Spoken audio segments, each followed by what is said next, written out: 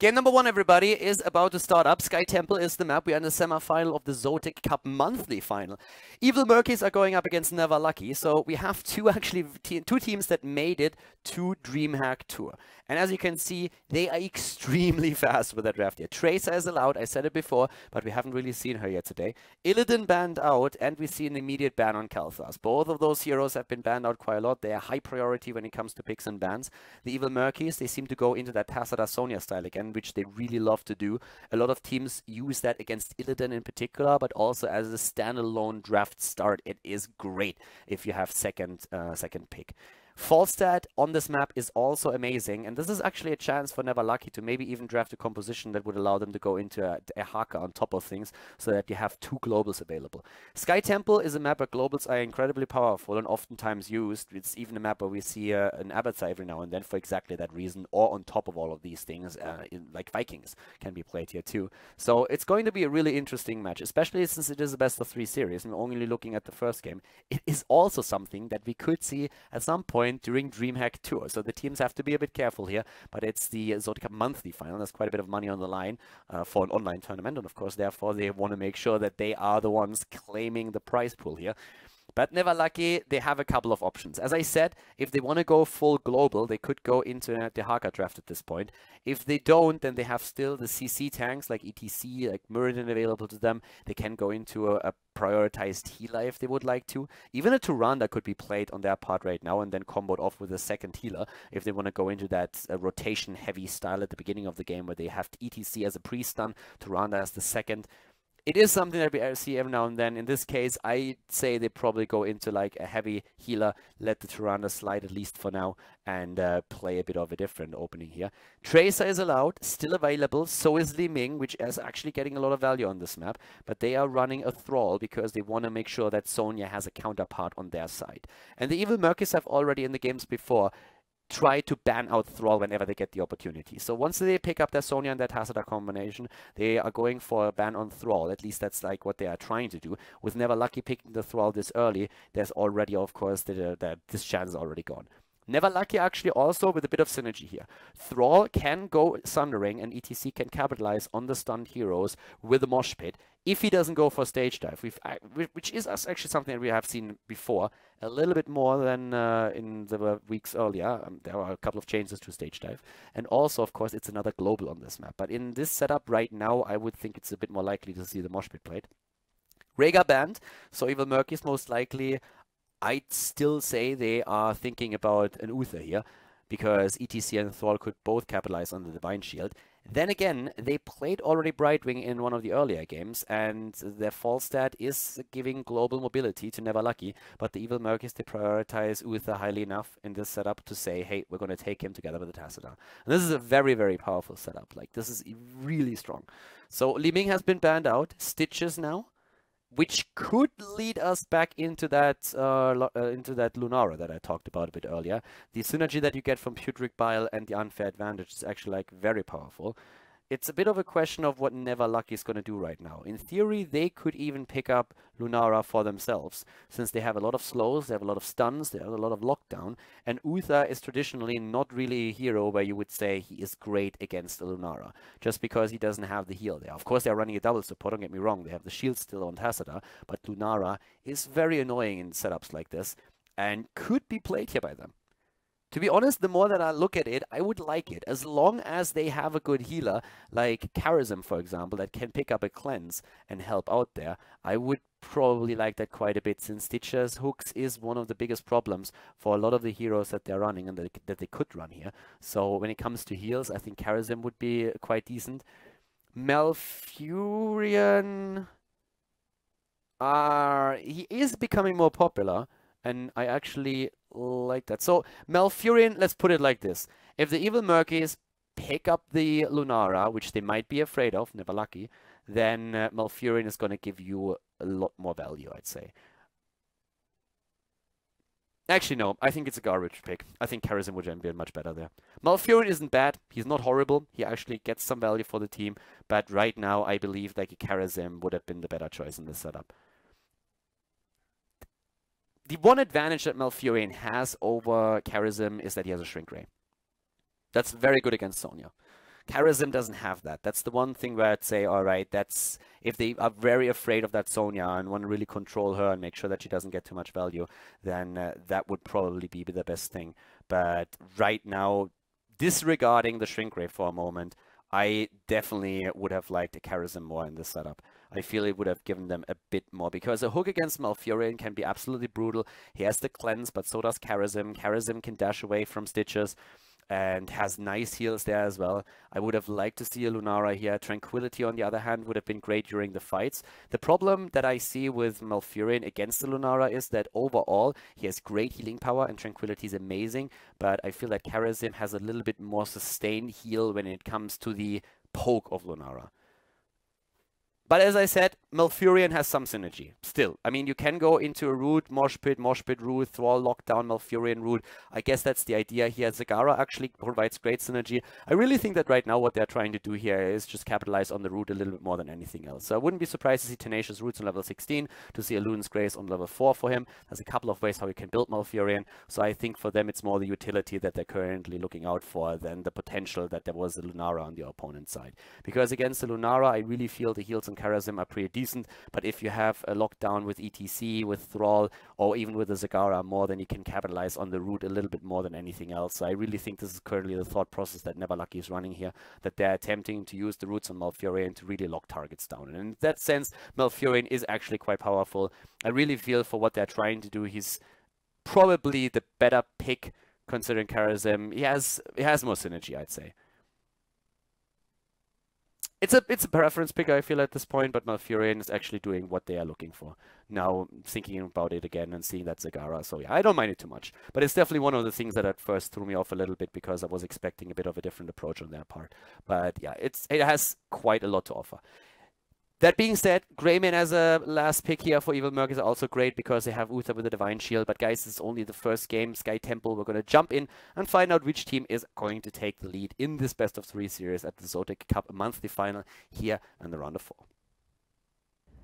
Game on, ladies and gentlemen! It is the first game, the first map in the best of 3 series here at the ZOTAC Cup semi-final, the ZOTAC Cup Monthly Final, by the way. We're having to the left side right now the Evil Murkies with Q on Uther. And we have at the same time already Tank on Sonya, Danatan on Stitches, Tic Tac on Tacita, Arcane on Greymane. And to the right side of the map, it's Neverlucky with Laranas on ETC. We're seeing Wolves on Thrall, Excite on Zagara, Curson on Malfurion, and Lumpy is playing Falstad. The important part to note here is again that both of these teams are qualified for Dreamhack Tour, the second European regional final in the summer championship circuit. So that's going to be an important part, of course, of this as well. And I'm a little bit curious to see which team is going to take the lead here. I still expect that Malfurion is going to be used here mainly for the roots, but well, let's find out how exactly that's going to go for them. As you can see already, we're having the teams in the mid lane, just waiting for everything to start. Yeah, maybe like an attempt to go for a quick hook, but Curson already saw that coming and is ready to defend it. When we're talking about the level 1 talents and also the positioning on the map, we have, of course, our solo laners at the bot lane. It's actually very interesting to note that we currently don't really have a strong solo laner on the side of the blue team. So they are running a very nice setup, but overall, they are lacking someone that can play or can act as a counterpart to Zagara at the bot lane. Thrall and Zagara have both been taken by Neverlucky, and that should allow Zagara to easily just pressure Tic Tac here in the early game. Tic Tac can hold that for quite some time, but in the end Zagara should win out that lane and really pressure those two towers quite nicely, and that should allow them to drain ammunition and maybe even get access to the well, which is of course always the dream if you can take that down early. In terms of talents, we're seeing on level 1 for Greymane, Wolfheart. Here is mainly played with a melee build these days, with an auto attack build. This is like the preferred style after Blizzard took the Nerf hammer and hit him quite hard, especially on the cocktail, of course. We're seeing a couple of blocks also. Sonya and Thrall both went into block as their level 1 talent, and Stitches is currently playing it in that single tank setup with a bit more damage on his slam, which is also an interesting adjustment considering that he is the only tank. Sonya not really filling the tank role, she's more of like a bruiser.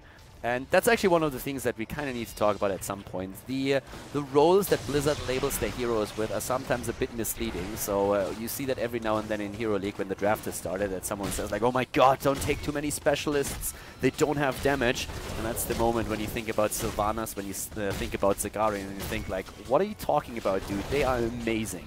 So yeah, a specialist is not necessarily a hero that is only good to push down structures. There's a lot of damage specialists as well. And when we're talking about warriors, there's quite a few warriors that are not really good single tanks. When we're talking Atanis, when we're talking Dehaka, when we're talking about something like a Sonya, these guys are really good. They can be very nice utility tanks or feel like a bruiser role, but they're not usually the guys that you want to have as a single warrior or single tank in your team. That's just not what they're for. We have both of the teams with a pretty even split actually in the shots fired thanks to the Temple, but as already expected, the bot lane is currently being won hard by Zagara. And there has to be a gank at some point. And that is being set up with Stitches already in play. And Stitches should get that hook eventually, but it's actually rotating away. They're taking the camp here, and that's going to relieve some of the pressure at the bottom of the map for sure. The problem is that Zagara is already trying to make certain that they are going to get their own camp. And she dropped a lot of those tower hit points at the bot lane already. Malfurion, interestingly enough, without the Elune's Grace. So, as I said before, I think they're going to try and get a lot of value out of the rampant growth on level 16 and the roots in general. But for that, normally you go into Elune's Grace to make sure that you have the extra range on your basic abilities. In this case, we're seeing him with the rampant growth, which helps against burst damage quite a bit. And I suppose that against Greymane, that's not necessarily a bad choice. But it's going to make it a little bit more difficult for Curson to really get those roots down. And they can combo those, of course, with Zagara and her more later on if they really want to lock someone down. We have a battle momentum on Zagara taken as well. We're seeing at the same time now the follow through taken for Thrall. Nice hook by Danatan, but no follow-up stun. There's no Greymane, no Sonya, no Uther around to really capitalize on it. So we have a lot of pressure at the bot lane, and as already mentioned before, if you're able to break through that wall and take down that well, the second temple should be yours. Already, of course, the thick skin taken and the Quicksilver bullets. It's these days the standard build that we are seeing on Greymane. 0 kills in the game thus far. We're having cleanse taken for Uther. He's currently trying to, of course, like rock the show and make sure that a few of those stuns that we see available for the red team are not going to come into play too much. Tank is incredibly low at 158 points, but is still able to survive. Nice body blocks against Danatan though, and he is going to fall. Danatan is dead.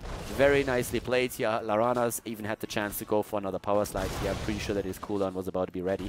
But the top lane in the meantime has been pressured very nicely. It was a really cool approach there with that camp taken at the perfect time. And it actually is about to take down the fort here, which is a huge blow to the red team. So Lumpy is already in position here. We have the bot lane on the other hand completely under the control of the red team, and they are able to save that fort for now. But we don't see a mule, so it's going to fall eventually.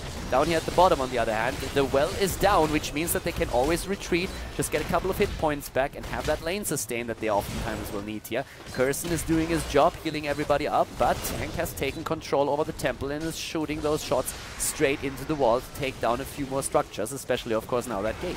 But Laranas is now there, and Lumpy as well, so the entire team is down here with full force. Hook against Wolves, no stun though. Uther a bit too late for that. And we are seeing Greymane jumping in deep. They're trying to go for a kill against Lumpy, who gets healed. They try to turn it around right now. Last few shots claimed. And level 10s are very close, but not here just yet. Maybe another power slide. Tank is low. Danatan is at the front and is trying to do his thing, but nope, he is down. Well, he actually is able to escape. He's not down, sorry. Level 10s are there, and well, there's the talents as expected. We're seeing them all. We have Sundering plus Mosh Pit. It's a pretty nice combo if you pull it off properly. And we have also the Maw now taken, plus Tranquility and Mighty Gust. And this is where the stage is set for the mid-game, as we have the blue team, as we have the Evil Murkies already starting into level 10s as well.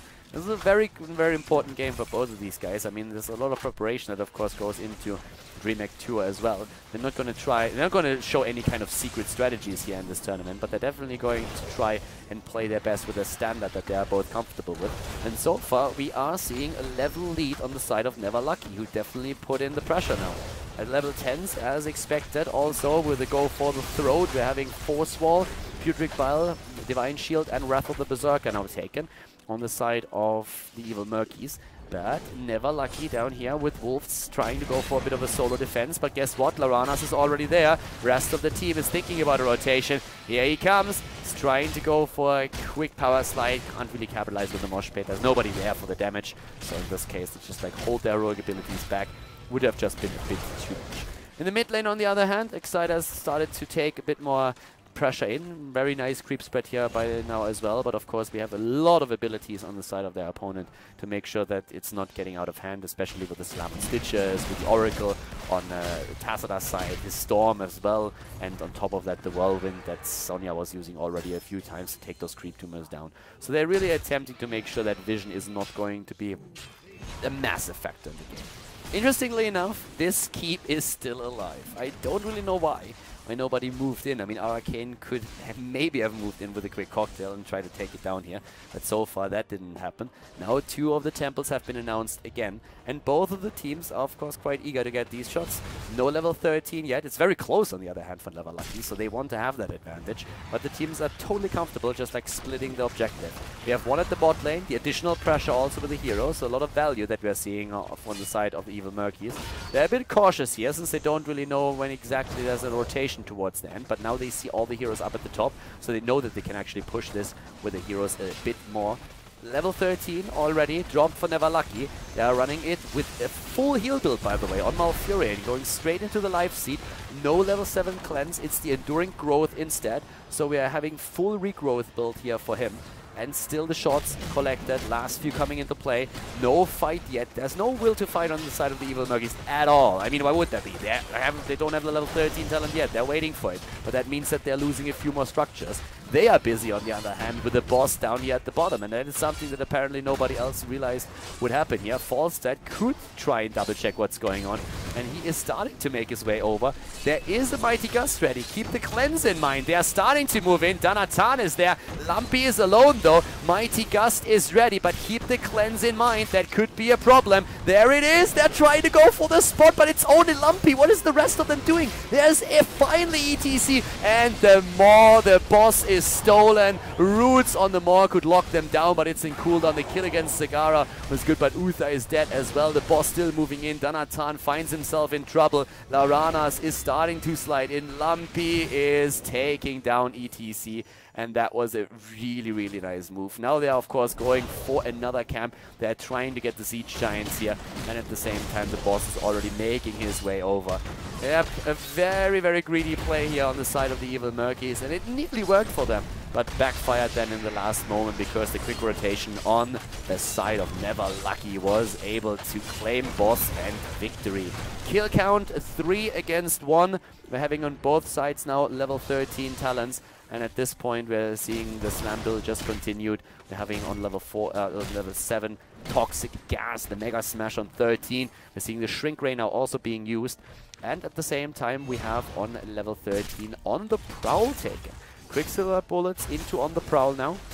Prescience leading into the Dimensional Shift in a bit later. But the situation for the team in red is actually pretty sweet. They are, of course, fighting on level 13 versus 13, so they need to be a bit careful here. It's still even fight potential for the two teams, but it's still like an opportunity to get the earlier level 16 and then claim the talent lead again and force fights of the opponent. So right now, we're already seeing down here, Curson and Excite taking another camp, and that is going to push the bot lane quite heavily, which is a problem actually for the Evil Murkies. They are trying to go for the two temples, but with the camp now pushing the bot lane, that's going to be a lot of pressure against the keep there as well. So they have to be very careful about this. And level 16 talents are ready with the imposing presence on ETC, who by the way went into the showstopper to make sure that he's not going to be locked down too hard after he uses his power slide. We're having also Hardened Focus, no Tenacious Roots here. Hammer Time, Root Expansion and Mutalisk, and of course the Tempest Fury. Combined with the Giant Killer, those two, that is a triple application of Giant Killer onto a high hit point tank. That's an issue. Camp at the bot lane is it's really forcing a reaction. Danatan has to move in, and that of course means that the mid temple is more or less up for grabs. There's no level 16 talent, and I'm personally a bit surprised. I really feel that it's a mistake on the side of Never Lucky to not push for this temple harder. They see Stitches at the bot lane, they have the talent lead, or they had until now, and they did not go for the shots in the middle. So they were actually just simply going for a trade here, and I think that's a massive mistake on their part. They could have been much farther ahead than they are already. They have a talent lead. They have also a situation in which they can force a 4 versus 4, even 5 versus 4, and they did not take advantage of that.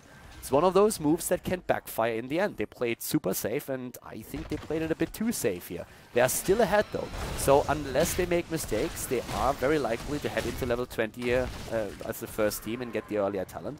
But in this case, they could have definitely capitalized on the advantage a little bit better and maybe set themselves apart more from the opponent. They are looking at a kill against Stitches on the other hand now though. And there's the power slide. Yep, and here we go. They're going for Danatan. He gets the root, and we have for some people come in. Divine Shield can be used. Didn't even have to drop the Divine Shield. Instead, he was just simply... Oh my god, Lumpy! Oh, yeah, well, the thought was there. It's the thought that counts. Well, oftentimes not quite, but they were able to get that. Here comes the mosh pit, Sundering as well, still push them through, and the more great isolation that we're seeing here. Maybe the mosh and the Sundering were not the best, but the important part is that they stack a lot of CCs to force the opponent back, but they still have to win the fight, and the kill against Sonya is already helping them with that. Arcane is down now as well on his Grey main. Lumpy is low, but barreling away in the last second. 40 hit points on Lumpy, but he's still taken out. Tic Tac is securing the kill. The problem is the fight isn't over just yet, and it's still a 4 versus 2 situation with Q running for his life, but he is not going to escape this one. Q is about to fall. It's a 4 versus 1 here, and he is eliminated. Tassadar is still there, but he cannot simply move away.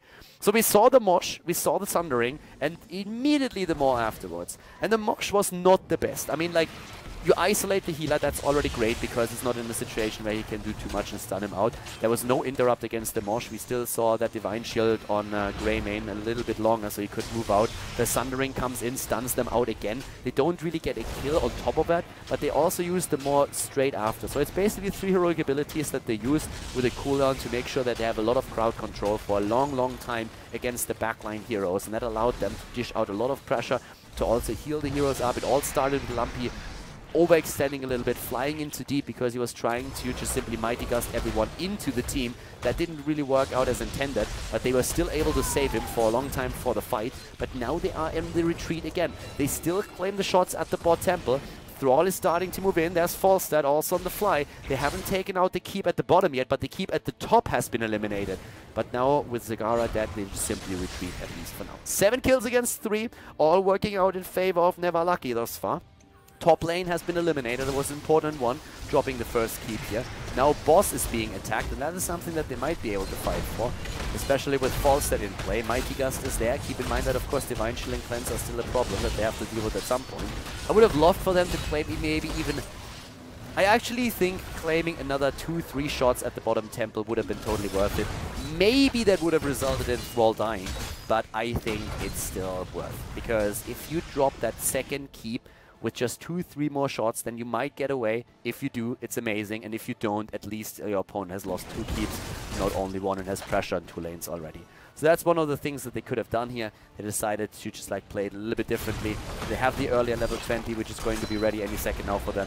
And with those Storm talents, it's a triple bolt of the Storm. We are having also the tour bus taken, and we see the epic mount. So here's the moment to fight. The boss, of course, is going to try and go through the keep. That could work out, but it's a huge risk going up against the level 20 of the opponent.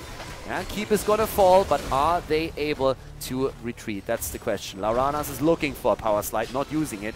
God knows why Curson activated the Tranquility there. I don't really think he had to. He felt like they would engage, I suppose. I guess he was like, I guess he thought that the opponent would engage onto him. But that Tranquility is on an 80-second cooldown right now, and there was no real need to fire that up. So maybe a little bit too trigger happy here on his part. But then again, they had a chance to maybe move in and go for the engage, and if they would have used that, then Tranquility would have come in quite handy in this situation. As is now, though, they have to wait another minute until they can use it again, and that's going to be a disadvantage going into the Temple fight, which has just now been announced.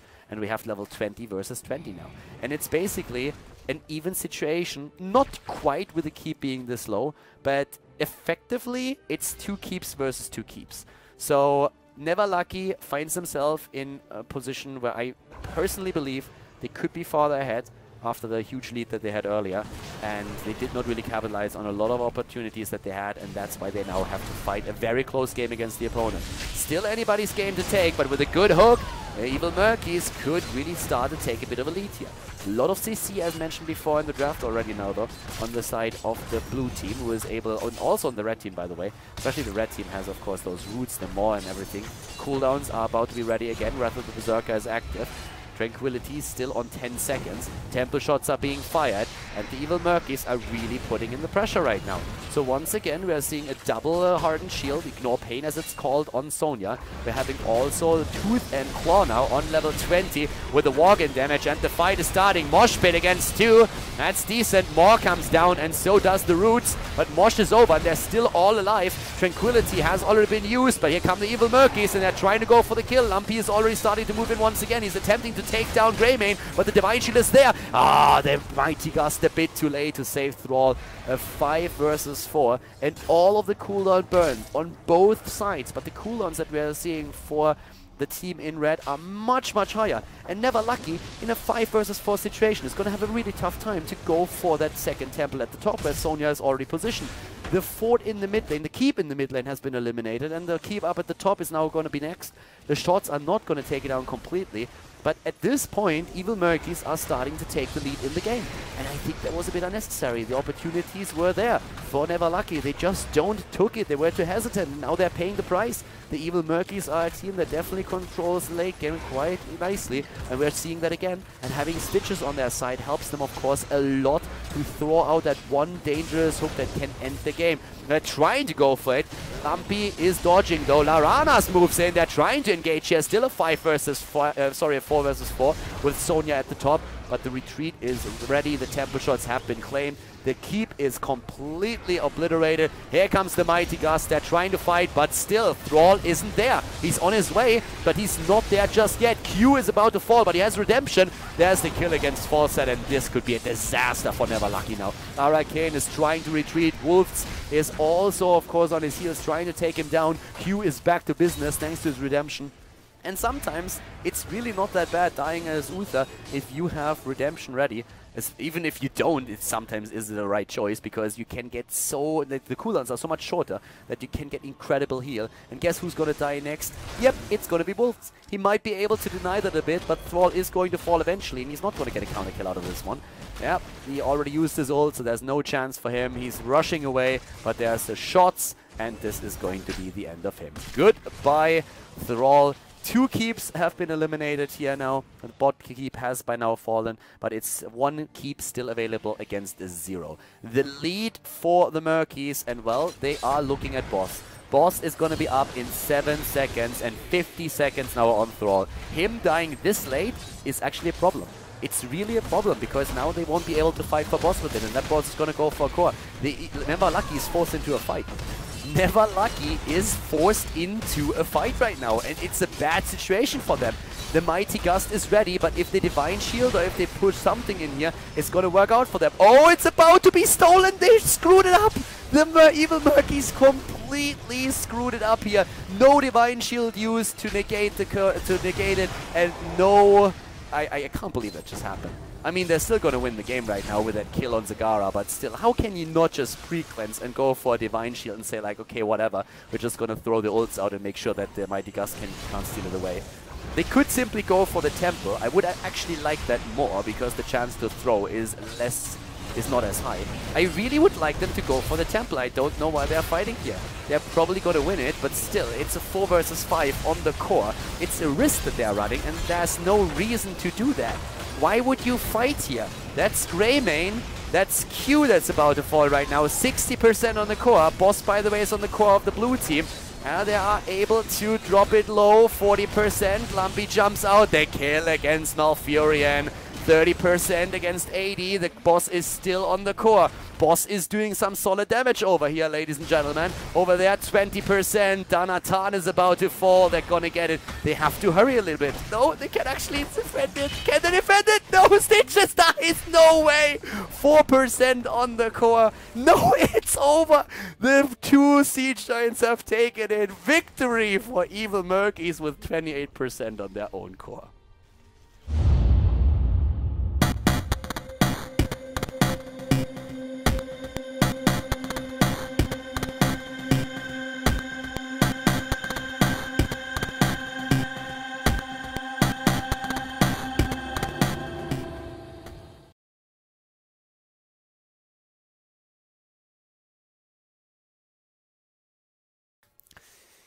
Alright everybody, game number 2, Never Lucky was really not all that lucky on Sky Temple. They kind of missed opportunities to set themselves a little bit farther apart during the game, but that in the end, of course, it didn't really work out in their favor there. There was a chance for them to maybe win it, but Evil Murkies, they prevailed in the end. Now we are on Cursed Hollow, and Never Lucky, they ban out Falstad, which actually is of course going to change things up a bit for us, because now we have not only Illidan is banned out, he would have been an option, but Kel'Thas is all of a sudden going to be part of the game.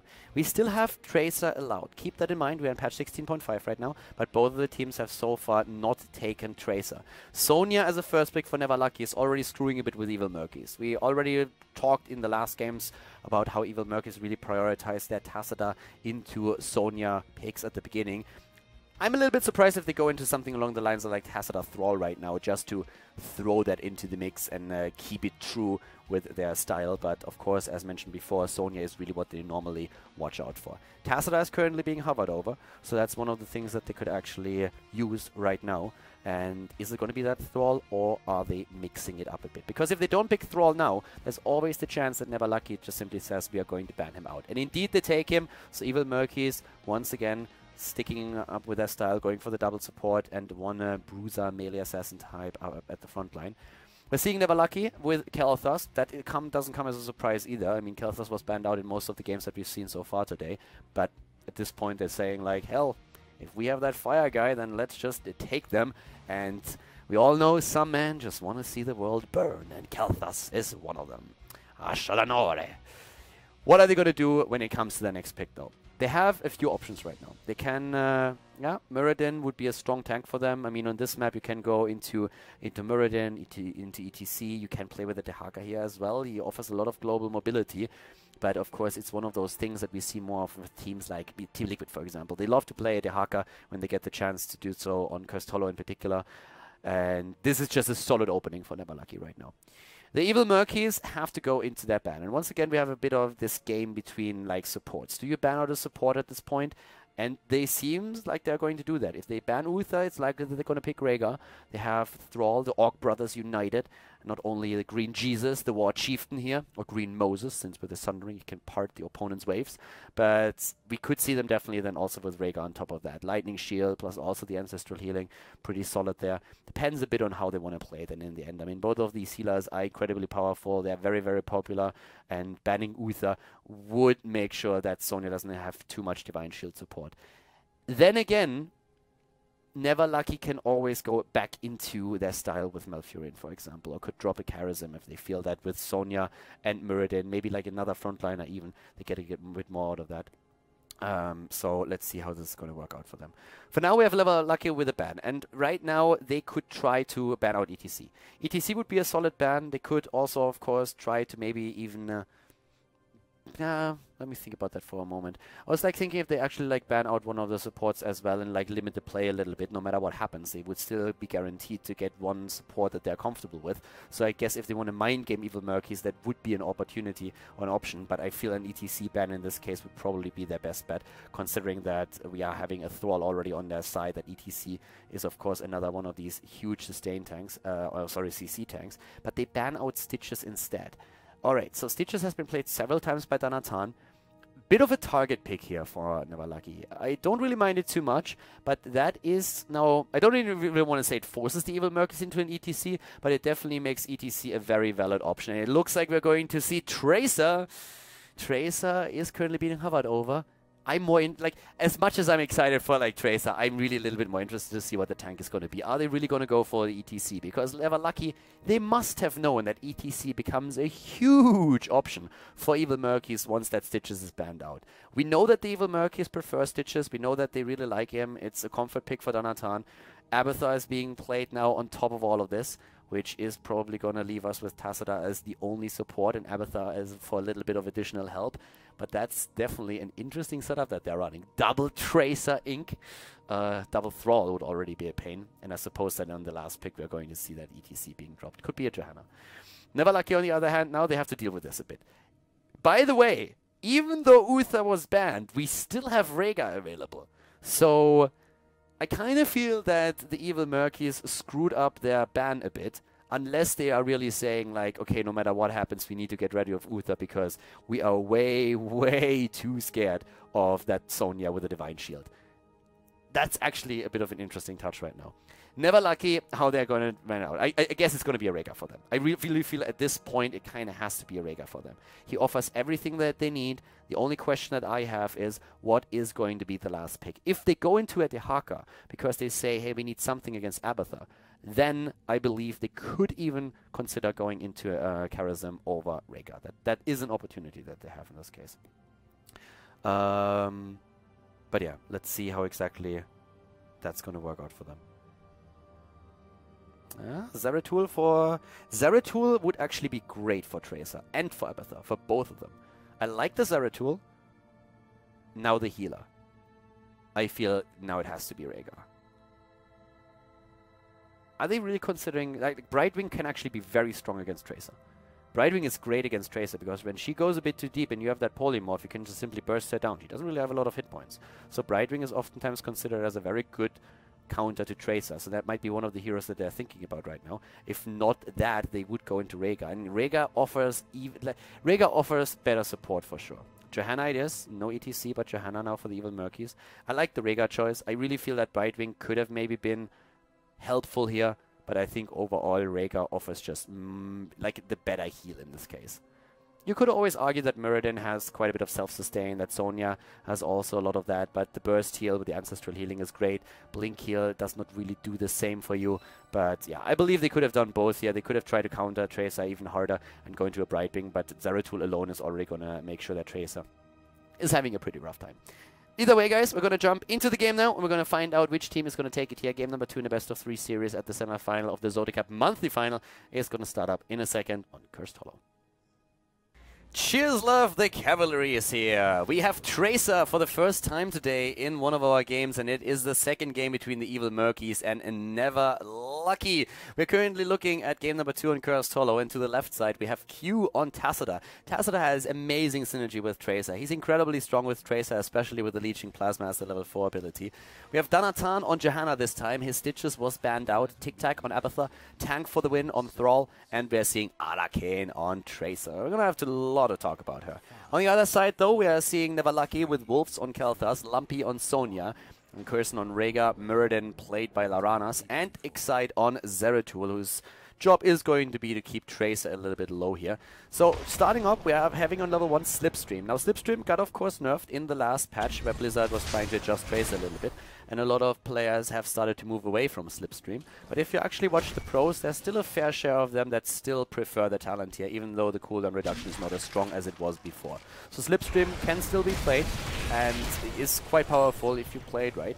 For now, we are seeing Arcane, of course, just hopping around here. And I'm very curious to see if Tracer is going to have a win. It's actually the first time that we see her in competitive. Before that, she was banned in all of the Blizzard tournaments. There wasn't really any Tracer play that we saw there. So we're going to keep a close eye on the build and also what else is going to happen.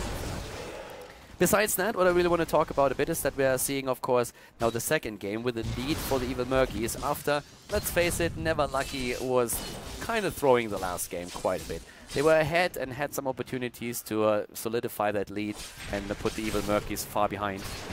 Didn't really do that though, so in the end they lost, even though I have to say that Evil Murkies kind of made it probably a little bit closer than she did, but still. So there's a couple of things to talk about. First of all, for Sonya, we have in this case Warp Intake, and we are seeing a Mana Addict claimed for Kel'Thas, so he's going into the stacking talent right now. There's of course a couple of things that he could have done on level 1. Tracer with a Slipstream is going to be pretty decent with the recalls. Recall is just like one of the absolute focus talents or builds on the side of Tracer. It's an amazing ability that she has there, and it's one of the things that make her just so incredibly annoying. If you thought that Li Ming is annoying, well, everybody that got pissed at Li Ming and all of a sudden had to rethink their entire approach to the game when Tracer got released, because she is exactly on the same level. She is very annoying to deal with, but still, we're seeing a Zeratul, which with Warple Blade can of course try to make sure that Tracer is going to have a very rough day. She's not really a tanky hero, very squishy in that, and that's also where bombs on Kel'Thas, for example, can be quite nice against her. That's one of the things that we're definitely going to see. I would assume that there's going to be a huge focus on the bomb build with like Sun King's Fury, then later on taken on level 16 as well. Tank is giving Lumpy and IK side at the top a run for their money, but of course the tower is what they were really out for, and they nearly took it down already. A couple of chain lightnings on Thrall should actually like finish the job. Rhaegar went straight into Feral Heart and in Wolf Run, so we're having him a little bit faster than usual. Normal mount speed actually for him right now with the Wolf Run and with the Feral Heart here as well. Arcane is already dashing around, and as already mentioned before, like he is going to focus heavily on that recall, and therefore the Parting Gift as the level 4 ability has now been claimed by him as well. He's going to try and use that whenever he jumps out. There are the bombs on the other hand, and Arcane is immediately dead. Didn't even use the recall there. Rhaegar dies as well to the ult. Of course, Tracer is one of the heroes that has access to her ability right from the beginning, but she has a bit of a focus then later on at level 10. But the important part in this case was really that we have once again seen how squishy she can be, and those living bombs are going to be a huge problem for her to dodge those properly. Lumpy is down now too, and that's 2 for 1, so still a solid trade. With Abathur at the top lane, Excite is there. Tic-Tac has, yeah, he has quite some experience playing against Abathur, as you can already see. Excited already. Alright, I'm loving this. The banter at the top, the mines are there, and Abathur is just saying, like, I dare you, my friend. You can come in and try to take me down all day long, but I have my toxicness ready, and you are going to regret the day you make that move. The problem for Zeratul is that he's not alone at the top anymore. All of a sudden, we have Arcane here. We have Tank there as well. Oh, he blinks straight into the Toxic Nest, and Zeratul gets punished. It is a fun game that we're seeing here right now, I have to admit. I mean, there's still kind of a little bit of a dynamic going on. Sunfire Enchantment now taken for Kalthas. We're seeing him with a mana tap on level 4. Both of the teams are now on level 7. And in the case of Tracer, we're actually seeing now the spatial echo taken, which is more or less what we see most of the time. If you have those extra blinks after recall, it just like offers mobility. And Tracer, let's face it, I mean, she really has to capitalize a lot on her mobility and just like that nuisance factor that you have on her, just like trying to jump away. The problem with Tracer is oftentimes that if you just don't pay attention for one moment, you are dead. And that's exactly what we saw earlier when she died. By the way, Poverty Horse here taken by Arcane. He doesn't spoil his girl, does he now? He could have gone for a bit of a different mount here. At least drop the MVP mount, my friend, or the Cloud9 mount, one of those. Support esports a little bit. But no, the Poverty Horse it is. We're seeing the fight for the tribute. It's tribute number 2, by the way. So, level 7 talents. First of all, we have, of course, Wobble Blades on 4, as expected earlier. Abathur at the top is delivering the soak. And yeah, Abathur is something that we also have to talk about. We didn't really get a chance to address him properly. But it is kind of surprising that even with Abathur in-game, we are seeing the first tribute of the match taken by the blue team. The last one now, of course, was claimed by the red team, by Never Lucky, but they are 1 level behind because of the extra experience soak that Abathur provides. And they also lost the first tribute. So with Abathur in your opponent's team, you usually want to dominate the early objectives because you already know that there's only 4 bodies for your opponent, 4 health bars in the fights. And that is the advantage that you have. Sometimes you will have to keep a hero at the top, and I guess that's what we've seen with Zeratul, but it didn't really work out the way that they intended to. They are still behind in experience, and those level 10s are going to make it quite easy for the Evil Murkies to pick up tribute number 2 for them now. It's the next one that spawns here on the map. We're seeing a full nest build, by the way, for Abathur. So he goes into Envenom Nests, we have the Prolific Dispersal, and we're seeing him also with the Vile Nests now as the level 10 ability, the level 7 ability. Level 10s are in, and well, no surprise, the pulse round have been taken for Tracer. We're seeing Sundering, we have also the Force Wall, already a bit of pressure play against Laranas here in the middle. They are still waiting for the level 10, and it's an easy tribute, of course, here for Q and his Tacita, since we have no heroic abilities for the red team, so they had to let this one go. There was nothing they could do about it. But now with the level 10s coming in, we have reached the mid-game, and this is really the moment where we're going to see a bit more combo style. We have Phoenix claimed now. We also have, in this case, Wrath of the Berserker. We are seeing the Avatar. Tracer already recalling out of there. And it's a double Tracer with a copy has been used. But that is already a copy cooldown. Kind of wasted here. Nice attempt to go with the Sundering for Zeratul again, but he had too many hit points anyways. And the Sundering didn't even hit him properly. Ancestral Healing has now been claimed too. Tracer is still zipping around. Lumpy is being really annoyed by those toxic nests, and Tic-Tac is just doing what Abathur players are a little bit like Illidan players, and a little bit like Illidan and like Tracer plays. They love to piss people off. And especially with those nests everywhere, it's just one of those most annoying things where you just like walk somewhere, you're slowed down for like a couple of seconds, and you're just like sitting there and you ask yourself the entire time, why? Why me? And we have another fight ensuring over another tribute. And guess what? This could be a curse tribute. And again, the fight starting up here at the top. Abathur is, of course, doing what he's supposed to do. He's jumping down to the bot lane to sow extra experience. But they won't be able to reach level 13 before their tribute is taken. At least they shouldn't be able to do that. Already a fight happening right there. Tracer is being attacked. Lumpy is down now, though. And that's a problem. Lumpy down. Zeratul jumping away. Tracer doing her thing. The bombs are pressuring her a lot. Great heal on Wolves. Really well done. Saving him. Just barely. Abathur copy is now also once again out, but recalled. And I mean, how much does it have to piss you off if you don't have to deal with one Tracer, but all of a sudden there are two of them? The tribute has been captured, and that means, uh-oh, that Rhaegar is dying because that Sundering was on point. Well done by Tank. And also, besides that, we're having an early level 13 for them. Tracer is zipping in again. Loranas is just saying, like, FML and is trying to escape here. But our Arcane is really doing some solid work right now. The level 13 talents are now in, and besides that, we are having the bot lane push, we see the mid lane push. The Curse is doing solid work. Burning Rage, there's so much transference. We're seeing the Giant Killer, and we have the Bullet Spray taken on Tracer. Standard talent to take for her on level 13. Bot lane pressure is also real. And when we're talking damage, then it's interesting to note that Abathur still has the most hero damage in the game right now. 19,000 for him. Tracer is currently looking at a solid 14k. Nothing too crazy just yet. Could be a bit more. And they're taking Lumpy down. Once again going straight for the ult here. Tracer is doing her job, and they are 2 levels ahead by now. Another fort in the mid lane is also eliminated, and this is really starting to put Neverlucky far, far behind. I mean, from a structural point of view, they are getting completely shreked right now. We have all of the structures, all of the forts are gone by now with this one dying. And that means that they have a massive, massive disadvantage now when it comes to bosses in particular. So at some point, bosses are going to be claimed. And the situation that we are seeing here for the Evil Murkies is actually really solid, especially since they are already ahead with a 1-0 in the best of 3 series. And this is a single elimination system, by the way. There's no loser bracket. So once that a team is eliminated, they are out.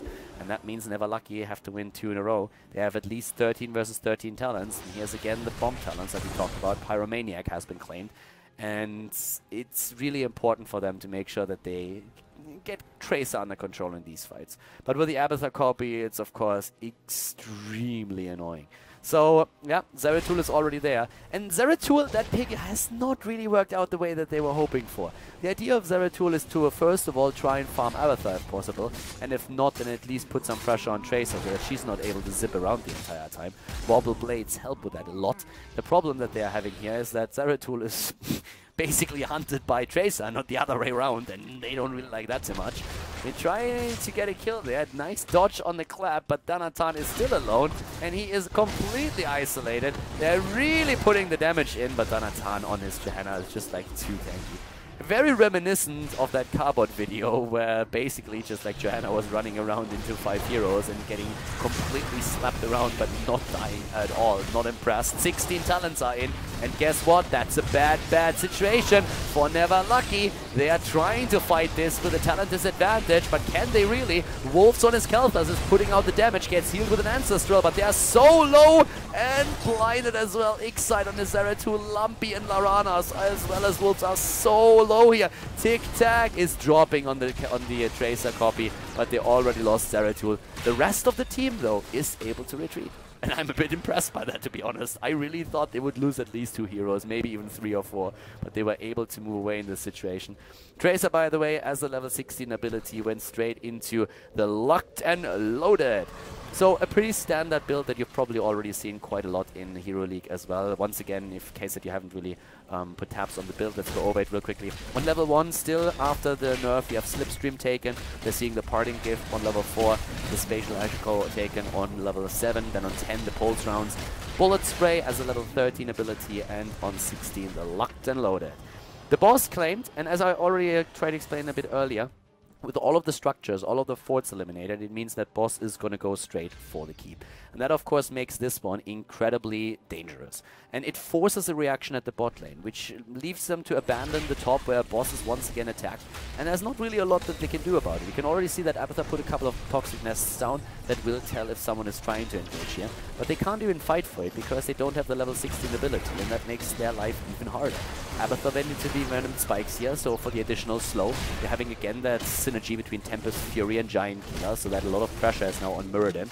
The bot lane is defended. The boss hasn't really done too much, but it bought time. And that was, in this case, all that they really needed. They needed to buy a little bit of time so that they can get the boss at the top. And guess what? That boss also doesn't have to deal with the fort anymore. It's also going for a keep right away. So they are trying to open up a win condition at this point. They understand that if they take a keep down at any point where they win a team fight, they can simply move to the top lane and then claim victory. And that's currently what they're hoping for here. Especially since there's about to be a level 16 available for the opponent, and they don't really want to fight on even talents here. A lot of space created with 2 Tracers zipping around, boss is taken, and they could actually go for quad if they get a kill or 2 here. The thing is, so far it doesn't really look like that's going to happen. Boss is still really strong here, but 16 versus 16 talents are now ready, and I like the decision making on the part of the evil Murkies. They retreat. Simply saying, boys, let's not risk anything here. Yes, if we get a kill, we might win the game right now, but it is a huge risk. And if we are losing 1 or 2 heroes at this point, then we could fall far, far behind. So you take the tribute, the second one for them. Potential curse against the opponent once again, and Never Lucky have now to try and close that gap in experience, because the problem that they're facing now is that they might have level 16, which is great for them, by the way. They can finally fight on even talents, but the problem is that looming level 20 on the horizon, where we have the Storm talents coming into play for the evil Murkies. And the Murkies know that. The Murkies are just sitting there, and basically this is the moment in the game where you don't ask yourself anymore, what do we have to do to win it? You ask yourself, what could happen so that we lose the game? Because they're far ahead. It's a 3-level lead. But they are not in a position of extra talent. And Danatan is low. Caught again. There's the Void Prison. They're going for the setup right now. Everybody's there, and that's a problem. That's exactly how they could lose this game. Losing heroes right now. Losing a team fight. Tank is about to drop. There's the double kill. And let's see if they can get more than that. Arcane zipping away once again. He escapes, but what about Q? He still has his prescience ready. Oh my god. And he's able to move away for a moment. He wants to go for the well, and he gets it. He's moving away now, but Abathur is going for the tribute, and that would be a cursed tribute. Abathur at the top. He's trying to curse the opponent, and that would be a small disaster, and he is going to get that. So the curse is happening already. We're seeing catapults, and they keep moving in. They need to defend here, and they need to defend soon. They can't really push too much. It's a disaster for them. They have finally 2 kills that they secured here, but they have a curse against them, and Zeratul has to move back to defend, which means that they have a lot less power trying to push through the middle and the bottom. But they are going to get a few structures. They're going to maybe like drop a few of those keep forts. If they can drop 2, that would already be great.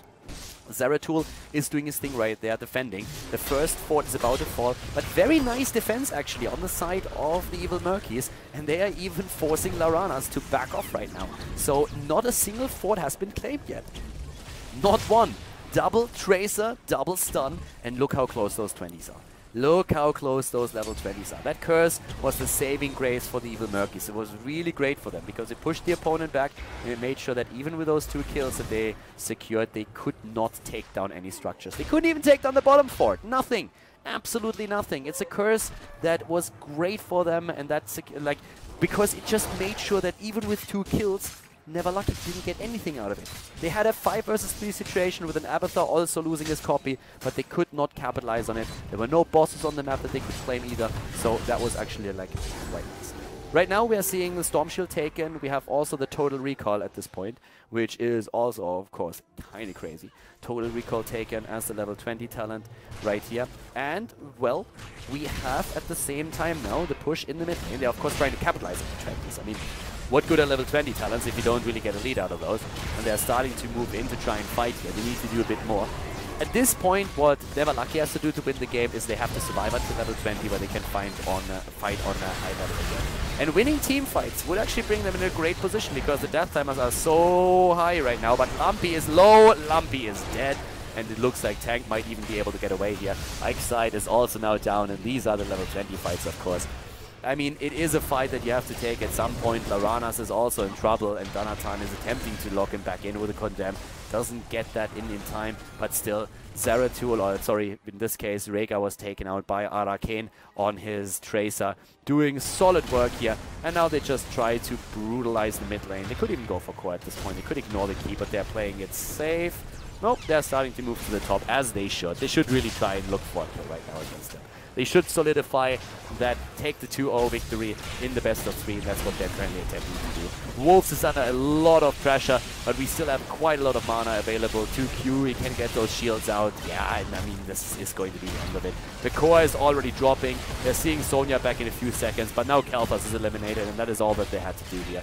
Very well played by the Evil Murkies. They get the victory in for game number 2, make it a 2-0 in the best of 3 series, and they advance to the grand final of the tournament here. So congratulations to the Evil Murkies, advancing over Never Lucky at the semi-final of the ZOTAC Cup Monthly.